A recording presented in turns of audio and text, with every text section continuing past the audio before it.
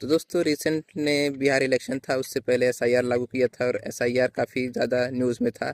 और बिहार में क्या क्या चीज़ें हुई आप सभी को पता है। अपोजिशन पार्टी से आरोप भी लग रहे थे, लेकिन जो रूलिंग पार्टी वो कह रही थी सही है, इन्फिल्ट्रेटर्स को फिल्टर करने के लिए एसआईआर बहुत आवश्यक है।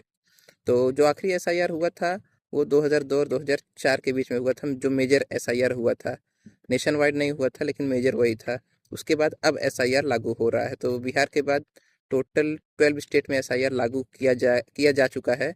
51 करोड़ वोटर्स इसमें इंक्लूड होंगे। इनमें से फिल्टर किए जाएंगे कि कौन से वोटर ओरिजिनल है, कितने फेक्स हैं, कितने जो डिस्प्लेस हो चुके हैं, कितने मर चुके हैं, और कितने एलिजिबल और जुड़ने हैं।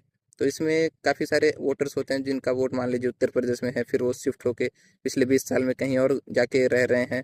तो अब उनका वोट वहाँ चल रहा है, यहाँ भी चल रहा है, तो ऐसे ऐसे मिक्सअप होता है वोटर्स का। और इस 20 साल में कितने लोग मर गए हैं, तो कितने लोगों का नहीं कट रहा था, कटता है। एसआईआर का जो पावर है, जो लागू करने का पावर है, वो इलेक्शन कमीशन को मिलता है रिप्रेजेंटेशन ऑफ पीपल एक्ट 1950 से, और रजिस्ट्रेशन ऑफ इलेक्टोरल रोल 1960 से। ये दो चीज़ इनको पावर देती हैं एसआईआर करवाने के लिए।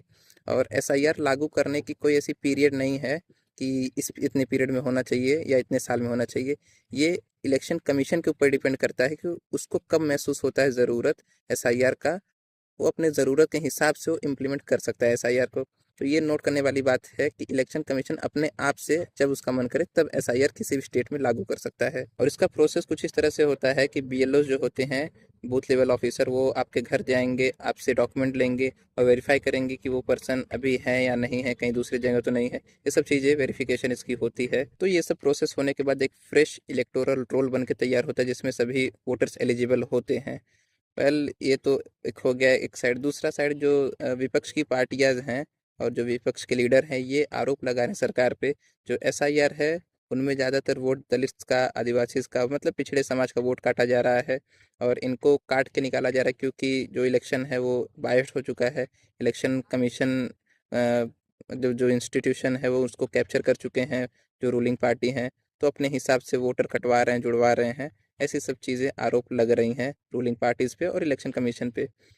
आगे आपका क्या मानना है इस एसआईआर को लेकर, ज़रूर कमेंट बताइएगा। और अगर आपने भी एसआईआर फॉर्म नहीं भरा है तो उसकी डेट, उत्तर प्रदेश से हैं आप तो डेट बढ़ चुकी है, उसको भर दीजिए। Thank you. जय हिंद। वंदे मातरम।